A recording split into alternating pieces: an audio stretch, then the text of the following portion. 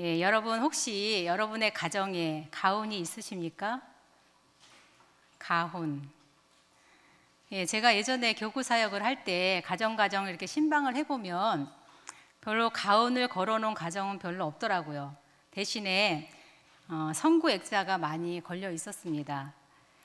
제가 초등학교 다닐 때만 해도 방학 숙제로 붓글씨로 가훈을 써오기 이런 숙제가 있었어요. 그래서 그 숙제가 가정에 가훈이 있는 가정은 그냥 써가면 됐지만 가훈이 없는 가정도 있잖아요. 저처럼 우리 집에 가훈이 없는 가정에서는 너무 당황스러운 거예요.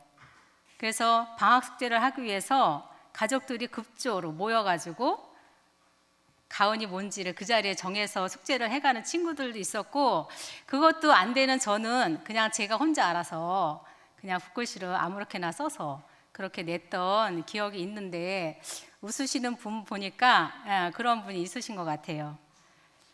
가훈이라는 것은 조상 대대로 그 집안의 자손들에게 도덕적인 실천 기준으로 가르치는 교훈, 그런 뜻을 가지고 있습니다.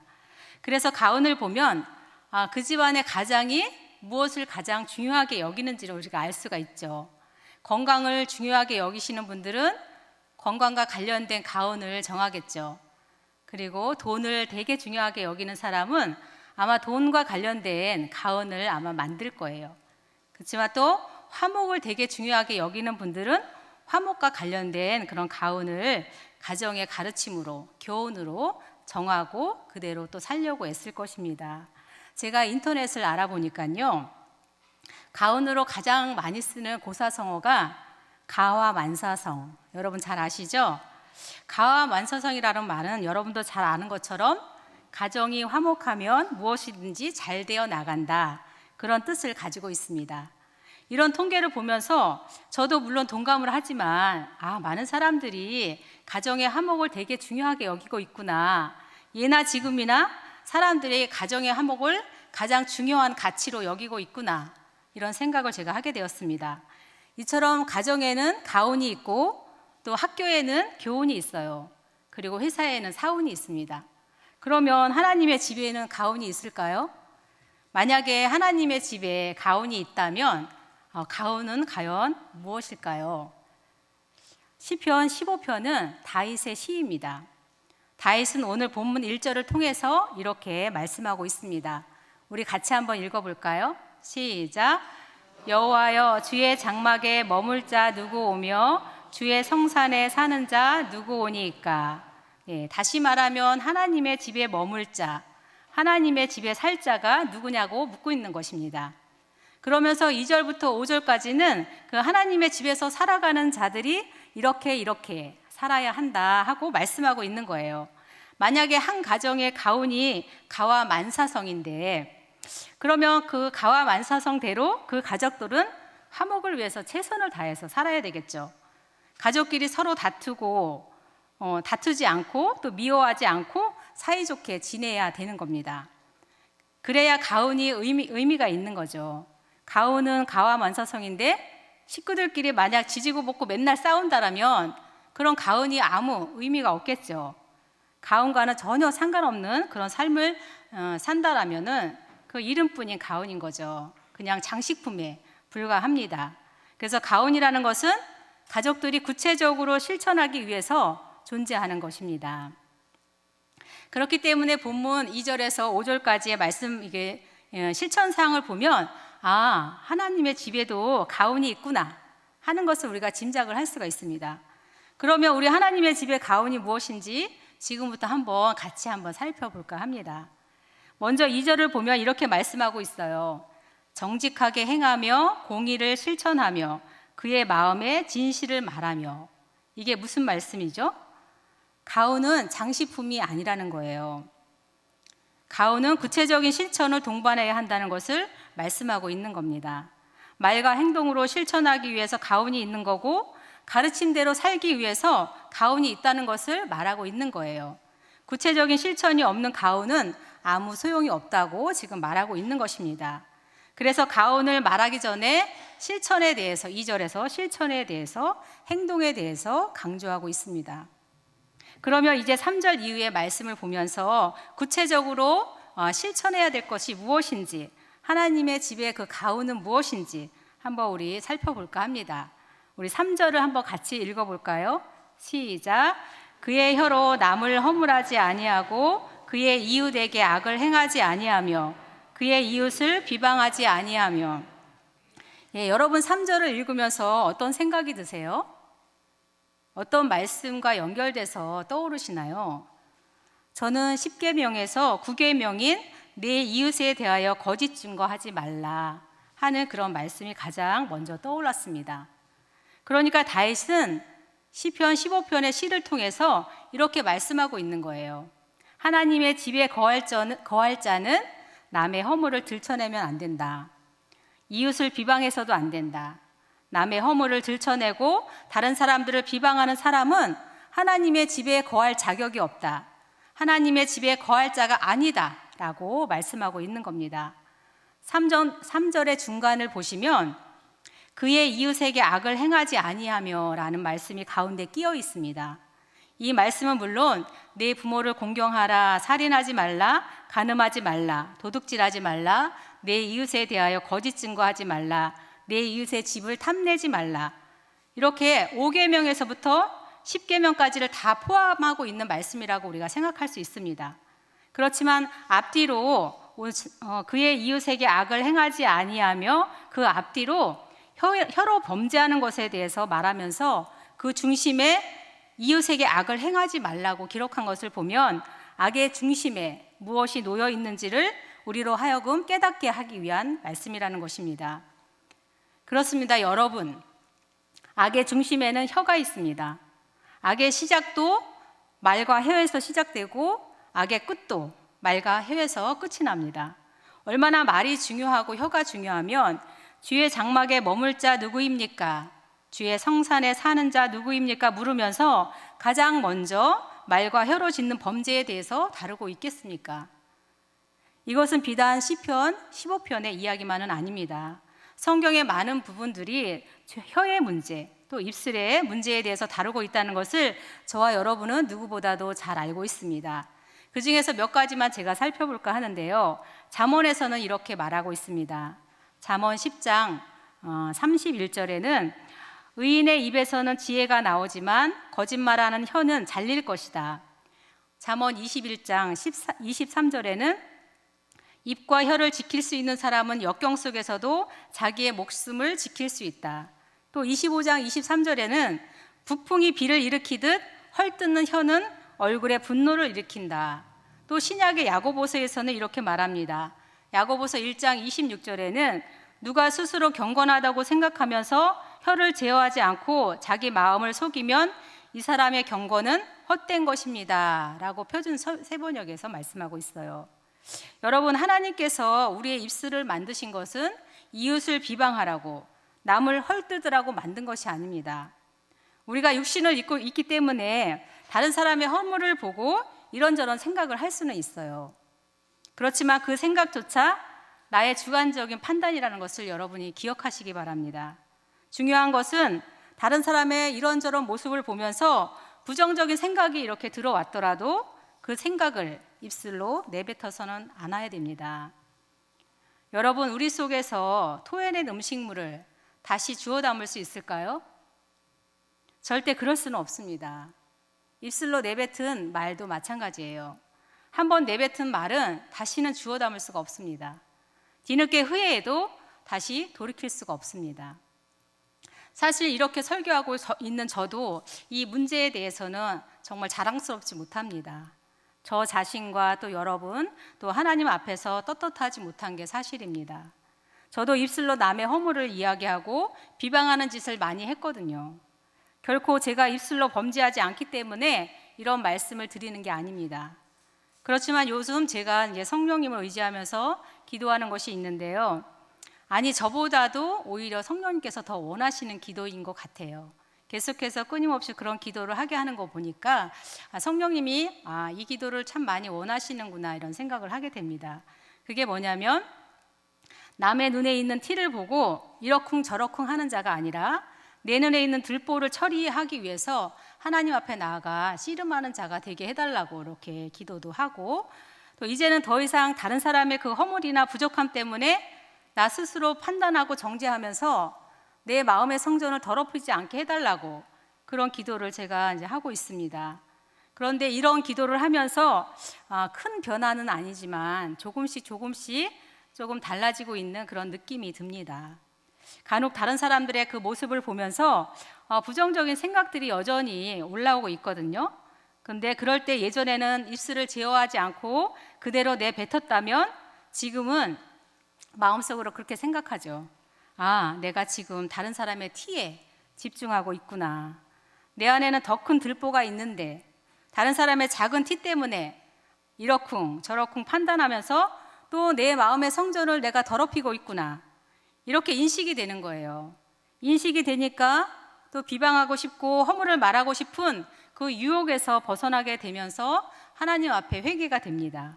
그러면서 성령님의 도우심을 제가 간절하게 구하면서 또 그렇게 입술로 그렇게 남의 허물을 또 드러내고 들춰내지 않게 해달라고 그렇게 기도하고 있습니다. 이런 고백이 정말 자랑스럽지 않은 고백이거든요. 또 이 할렐루야 하기도 좀 부끄럽습니다. 사실은 우리는 하나님이 만드신 그 입술로 하나님을 찬양하고 또 다른 사람을 살리고 세우는 자가 되어야 될 줄 믿습니다. 그런 사람만이 하나님의 집에 거할 자이고 또 하나님의 집에서 살아가는 자들의 모습이라는 것입니다. 다음으로 4절을 자세히 살펴보면요, 10계명에서 1계명부터 4계명까지 다 포함되고 있다는 것을 우리가 알 수가 있습니다. 우리 4절을 같이 한번 읽어보겠습니다. 시작. 그의 눈은 망령된 자를 멸시하며 여호와를 두려워하는 자들을 존대하며 그의 마음에 서원한 것은 해로울지라도 변하지 아니하며. 여기 4절에서 그의 눈은 그의 마음에 서원한 것은 이렇게 할 때에 그라는 것은 바로 누구를 가리키냐면 주의 장막에 머물 자 그리고 주의 성산에 사는 자를 가리킵니다. 그러니까 하나님의 집에 사는 자는 망령된 자를 멸시해야 되고 여호와를 두려워하는 자들을 존귀하게 여겨야 한다는 것입니다. 그리고 하나님과 약속한 것은 어떤 손해를 보더라도 그 약속을 꼭 지켜야 된다 이렇게 말씀하고 있습니다. 하나님의 집에 사는 자는 망령된 자를 멸시해야 한다고 하는데 이것은 10계명 중에서 여러분 어떤 계명과 관련이 있는 것 같아요? 바로 3계명과 관련이 있습니다. 3계명 우리 같이 한번 읽어볼까요? 자, 시작. 너는 내 하나님 여호와의 이름을 망령되게 부르지 말라. 여호와는 그의 이름을 망령되게 부르는 자를 죄 없다 하지 아니하리라. 여기서 망령되다라는 단어를 히브리 언어로 찾아보니까 증오하다, 업신여기다, 멸시하다, 또 경멸하다 이런 뜻을 가지고 있어요. 그러니까 4절에 나오는 망령된 자는 3계명과 연결해서 이렇게 풀어볼 때 하나님의 이름을 업신여기고 하나님의 이름을 멸시하고 하나님의 이름을 경멸하는 자라는 것을 우리가 알 수가 있습니다. 하나님은 자신의 그 이름을 망령되게 부르는 자를 죄 없다 하지 않겠다 이렇게 말씀하셨습니다. 하나님을 증오하고 멸시하고 또 경멸하는 자가 누굴까요? 바로 원수 마귀입니다. 하나님의 이름을 더럽히는 그 원수 마귀를 우리는 가까이 하면 안 됩니다. 어떻게 하면 가까이 안 할 수가 있을까요? 그것은 적극적으로 하나님의 말씀에 순종하는 겁니다. 하나님의 말씀에 순종하고 하나님을 사랑하는 것이 적극적으로 원수 마귀를 경멸하고 멸시하는 것입니다. 만약에 우리가 그 원수 하나님의 이름을 더럽히는 그 원수 마귀의 유혹에 넘어가서 또 죄를 진다거나 하나님의 말씀에 불순종한다면은 그것은 원수 마귀를 멸시하는 것이 아니라 원수 마귀를 내 마음으로 불러들이는 겁니다. 그러면서 원수 마귀랑 동고동락을 하는 거죠. 그러면 원수 마귀랑 우리가 동고동락을 하는데 그런 자가 어떻게 하나님의 집에서 같이 살 수가 있겠습니까? 우리는 죄를 짓게 하는 그 원수 마귀를 멸시하고 또 멀리해야 됩니다. 경멸해야 됩니다. 하나님을 사랑하고 하나님의 말씀에 적극적으로 순종함으로 원수 마귀를 경멸해야 합니다. 다음으로 여호와를 두려워하는 자들을 존대하며 라는 말씀을 살펴볼 건데요. 다윗은 이 말씀을 십계명의 무엇과 연결해서 말한 것일까요? 여호와를 두려워한다는 것은 다른 말로 표현하면 뭐죠? 여호와를 경외한다라는 말씀입니다. 사랑하는 성도 여러분, 여호와를 경외하는 자들은 절대 하나님 외에 다른 신을 두지 않습니다. 하나님보다 더 사랑하는 것을 내 마음에 또 내 안에 두지 않습니다. 그것이 설사 자식이든지 또 나 자신이든지 절대 하나님보다 더 사랑하는 것을 두지 않습니다. 그리고 또 여호와를 경외하는 자들은 절대 자기 자신을 위해서 그 어떤 우상도 만들지 않습니다. 십계명의 제1계명과 제2계명이 그것을 말씀하고 있는 겁니다. 우리 같이 1계명, 2계명을 같이 읽어보겠습니다.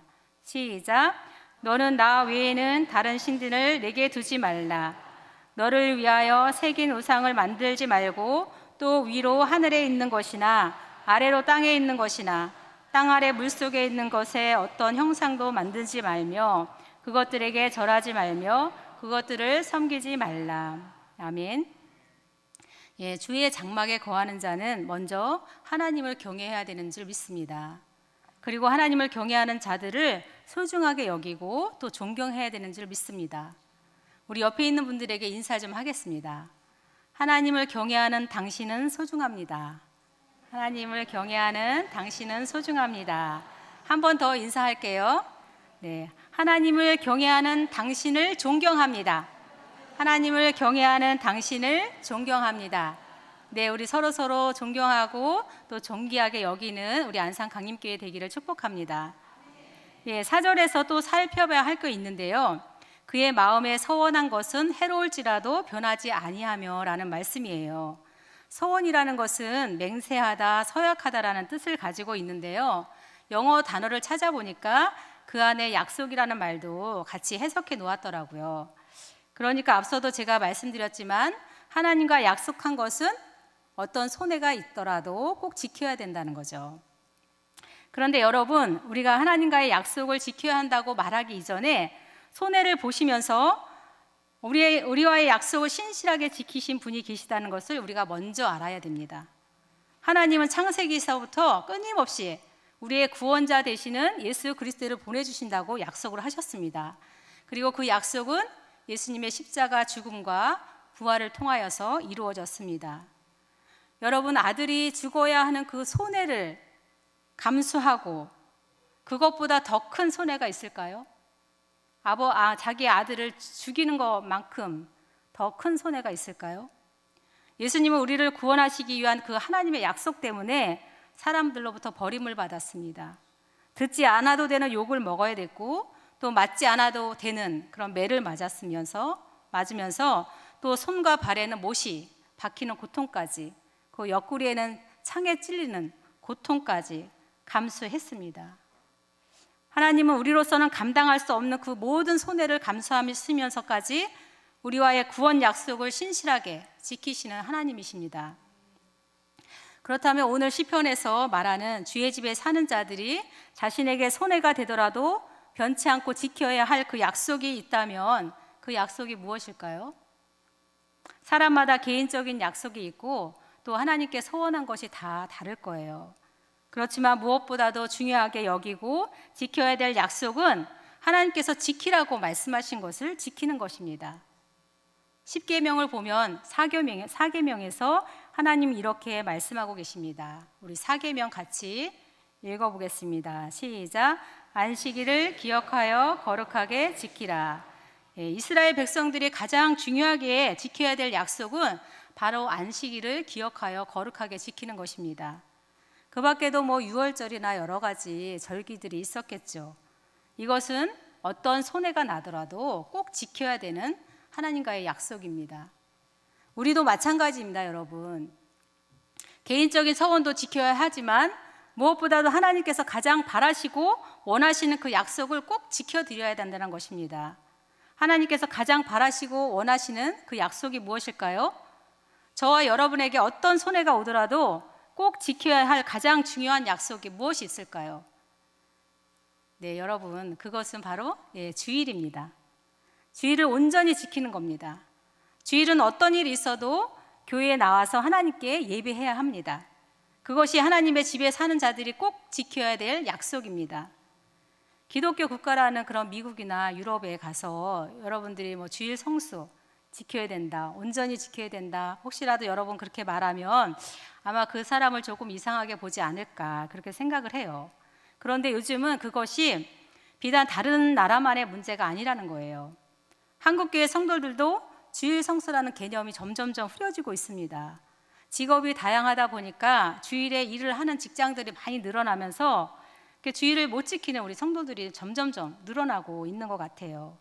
또 어쩔 수 없이 그렇게 주일을 못 지킨다고 하지만 오늘 시편을 통하여서, 다윗을 통하여서 하나님께서 무슨 말씀하고 계시죠? 손해를 보더라도 하나님과의 약속은 꼭 지켜야 된다, 이렇게 말씀하고 있습니다. 그래서 어떤 교회는 주일에 못 나오는 성도들을 위해서 주중에 주일 예배를 대체하기 위해서 찾아가서 예배를 드리는 그런 교회도 있다고 합니다. 그런데 여러분, 시대가 아무리 변해도 절대 변하지 말아야 할 것이 있습니다. 하나님의 말씀이 절대 진리이듯이 주일을 온전하게 지키는 것은 절대 변하지 않는 하나님과의 약속이라는 것을 여러분 꼭 기억하시기 바랍니다. 하나님은 상상할 수 없는 손해를 감수하면서 우리와의 약속을 신실하게 지키셨습니다. 그렇기 때문에 저와 여러분은 어떤 손해가 오더라도 하나님께서 명령하신 그 모든 것을 포함하여서 주일 성수를 꼭 지켜야 합니다. 이것이 하나님의 집에 사는 자들의 모습입니다. 그것을 하나님은 오늘 다윗을 통하여서 말씀하고 있습니다. 이제 마지막으로 오늘 본문 5절 말씀을 살펴보겠습니다. 5절 같이 읽어볼까요? 시작. 이자를 받으려고 돈을 꾸어주지 아니하며 뇌물을 받고 무죄한 자를 해하지 아니하는 자이니 이런 일을 행하는 자는 영원히 흔들리지 아니하리이다. 네, 5절 말씀은 자기의 유익을 위해서 이웃의 소유를 탐내거나 이웃을 해치지 말라는 말씀입니다. 특히 가난한 자들의 소유는 더더욱 안 된다고 말씀하십니다. 돈을 끈다는 것은 벌써 그가 가난한 자라는 것을 말해주고 있거든요. 그리고 죄가 없는데 해를 당한다. 그러면 이 사람은 사회적인 약자인 거예요. 하나님은 사회적인 그 약자를 보호하시는 하나님이십니다. 그렇기 때문에 가난한 이웃을 어렵게 만들다거나 또 그들을 착취하는 것은 하나님이 가장 싫어하는 악행입니다. 5절 말씀은 그렇기 때문에 10계명 중에 10번째 계명과 가장 관련이 있다고 볼 수 있습니다. 우리 10계명 10번째 계명 같이 한번 읽어보겠습니다. 시작. 탐내지 말라. 내 이웃의 아내나 그의 남종이나 그의 여종이나 그의 소나 그의 낙이나 물은 내 이웃의 소유를 탐내지 말라. 네, 방금 읽으신 그 10번째 계명은요, 자신의 탐욕, 그 탐심을 채우기 위해서 이웃을 이용하거나 이웃을 해치지 말라는 그런 말씀입니다. 하나님의 집에 사는 자는 절대 가난한 이웃을 이용해서 자신의 탐심을 채우지 않는다는 것입니다. 지금까지 우리는 주의 장막에 거할 자, 주의 성산에 살 자가 어떤 자인지에 대해서 살펴보았습니다. 그리고 오늘 다윗의 시편이 10계명과 정말 깊은 관련이 있구나, 그것도 함께 우리가 살펴볼 수 있었습니다. 그러니까 결론적으로 말씀드리면 하나님의 집에서 사는 자는 하나님을 사랑하고 이웃을 사랑해야 된다는 것을 말해주고 있는 것입니다. 10계명을 한마디로 요약하면 뭐죠? 하나님을 사랑하고 이웃을 사랑하라는 거 맞죠? 네. 예수님은 마태복음 22장에서 이렇게 말씀하고 계십니다. 같이 한번 읽어보겠습니다. 시작. 이르시되 내 마음을 다하고 목숨을 다하고 뜻을 다하여 주 너의 하나님을 사랑하라 하셨으니 이것이 크고 첫째 되는 계명이요 둘째도 그와 같으니 내 이웃을 내 자신같이 사랑하라 하셨으니 이 두 계명이 온 율법과 선지자의 강령이니라.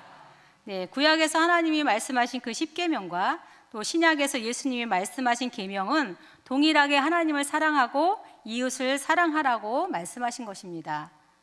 여러분, 이제 하나님의 집에 그 가훈이 무엇인지 아시겠죠? 네, 맞아요. 우리 하나님의 집의 가훈은 하나님을 사랑하고 이웃을 사랑하라는 거예요.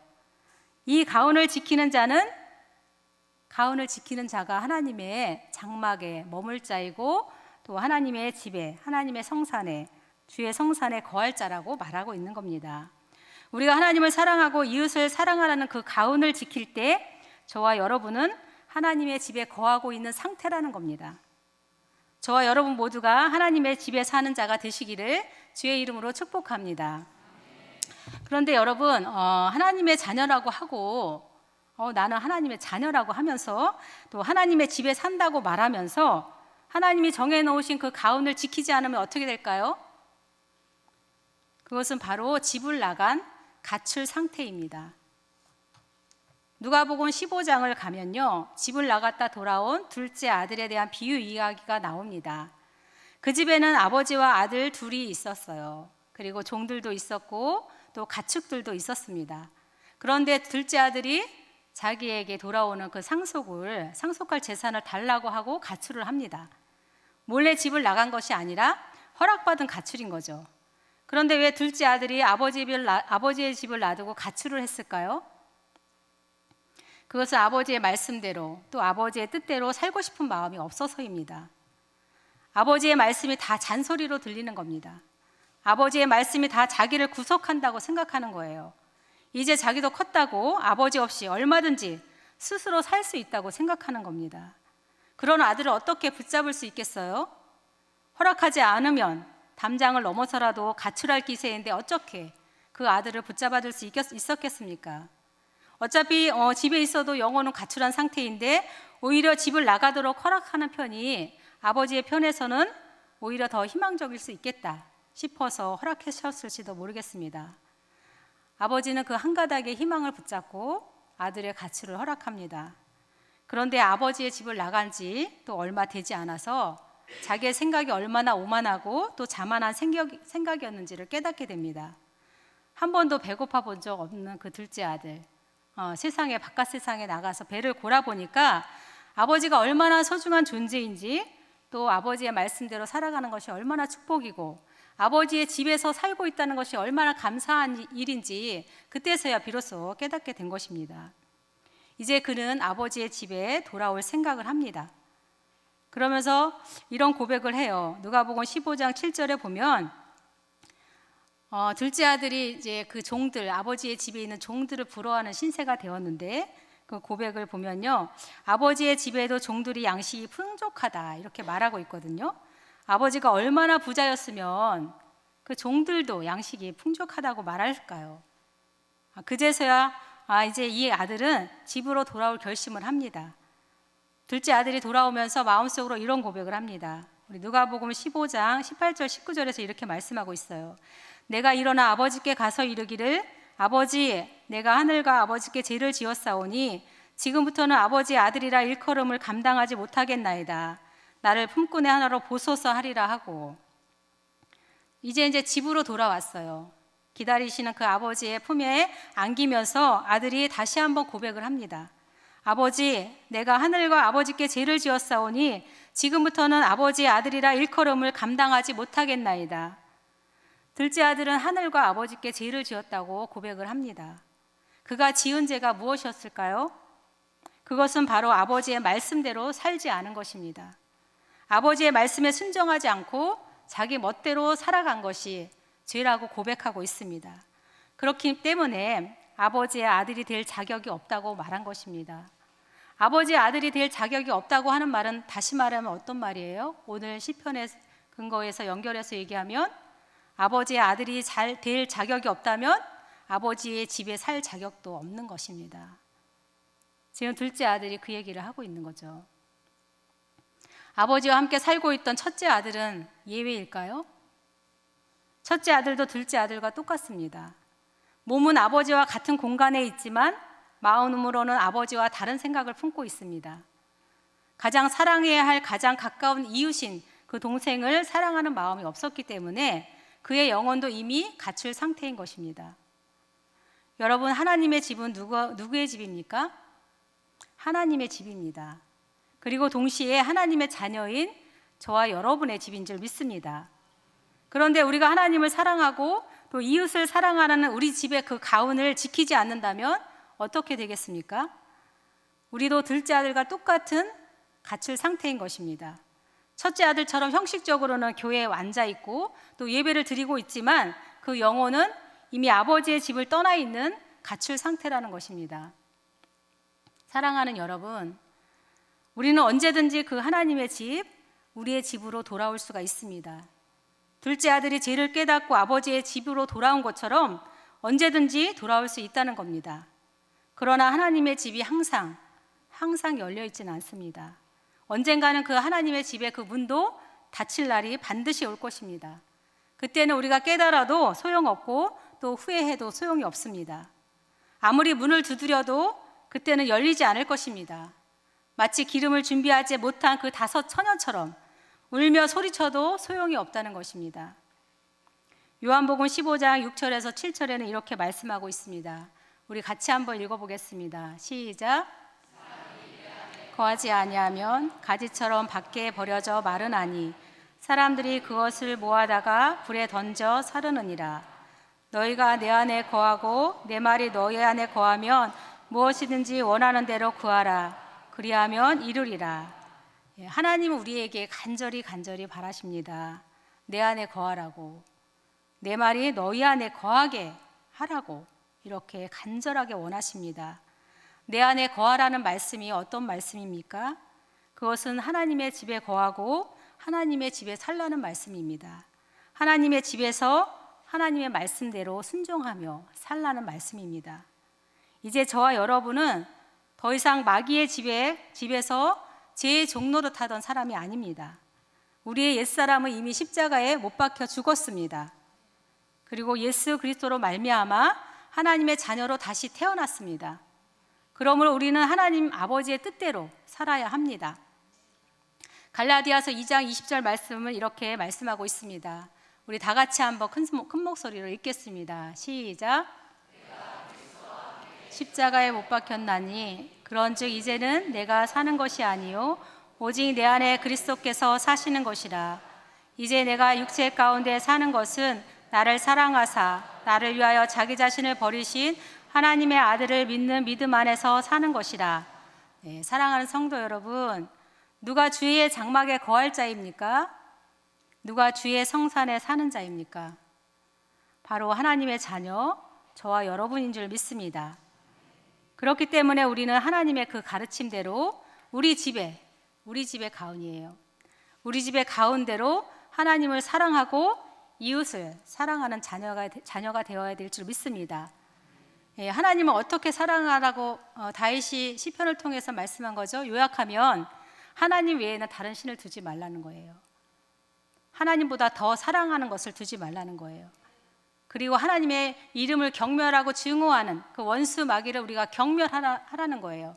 적극적으로 말씀에 순종하면서 원수 마귀를 경멸하라는 것입니다. 그리고 하나님을 경외하는 자를 존귀하게 여기고 서로 존경하라는 거예요. 그리고 하나님과 약속한 그 주의를 온전히 성수하라는 거예요. 이것이 하나님을 사랑하는 거예요. 오늘 시편이 그 말씀을 하고 있는 겁니다. 그리고 이웃을 사랑하라는 거. 다시 한번 말씀드리면 이웃의 허물을 들춰내지 말고 비방해서 안 되는 거죠. 그것이 이웃을 사랑하는 방법입니다. 그리고 가난한 이웃, 또 사회적인 그런 약자를 이용해서 자신의 탐심을 채우지 말라는 겁니다. 이것이 하나님을 사랑하고 이웃을 사랑하라는 그 구체적인 내용입니다. 하나님을 사랑하고 또 이웃을 내 몸과 같이 사랑하는 것을 아주 중요하게, 귀하게 보십니다. 저와 여러분이 하나님의 가운데로 또 하나님과 이웃을 힘써 사랑함으로 오늘 아까 말씀하신 것처럼 가와 만사성이 무슨 뜻이었죠? 가정이 화목하면 모든 일이 잘 된다는 거거든요. 오늘 5절 끝에 말씀에는 뭐라고 얘기했냐면은 이런 일을 하는 자들은 영원히 흔들리지 않는다 말씀하셨어요.